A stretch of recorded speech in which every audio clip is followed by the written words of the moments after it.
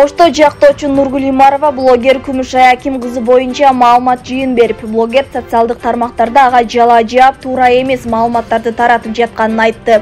Алсак, Нургүл Имарованын мыйзамсыз иши менен соттолгон Алтынбай Мамасаидовдон сотто актап берүү үчүн 800 000 сом алып, бирок бүгүнкү күнгө чейин сот иши аягына чыкпай, убадасын аткарбай жүрөт деген.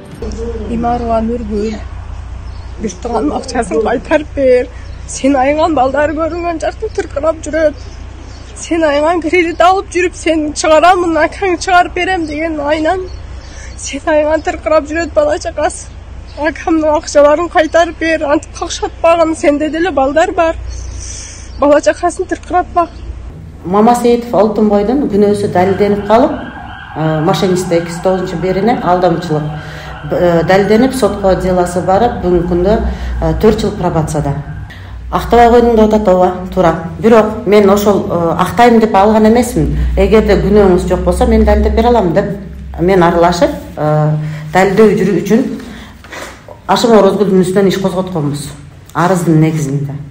Бул Мамасаидова Жазгүлдүн жазып койгон арызы каралбай калып кеткен экен. Мыйзамсыз тергөөчүлөрдүн мыйзамсыз караган иштерине баа берип, юридикалык жактан ошол эле арыздарды көтөрүп, анын негизинде момундай кылмыш иш козголгон, токтомуна кылмыш иш козгоо токтому деп турат. Андан сырткары Мамасаидов Алтынбайды жабырлануучу деп табуу жөнүндө бас токтому бар. Токтом, тергөөчүнүн токтому, мынакей эмеси менен, мынакей QR коддору менен бүгүнкү күндө любой базадан таап чыгарса болот. Ошол эле иш боюнча. Деген менен жактоочу Нургүл Имарова бул маалымат жалган экенин билдирет. Алтынбай Мамасаидовдон мыйзамдын негизинде келишим түзүп, 437 000 алган. Ошондой эле бул ишти учурда 3 жактоочу карап, сот иштери бүтө электигин маалымдайт. Өзүн блогер деп тааныштырган Күмүшай Аким кызы Москов ТВ YouTube каналына алып барат. Буга чейин анын көз карандысыз эркин журналист деп жазылган күбөлүгү соц тармактарда сынга алынган. Документке кол коюп, мөөр баскан тиешелүү жетекчилерди жоопкерчиликке тартуу маселеси көтөрүлгөн.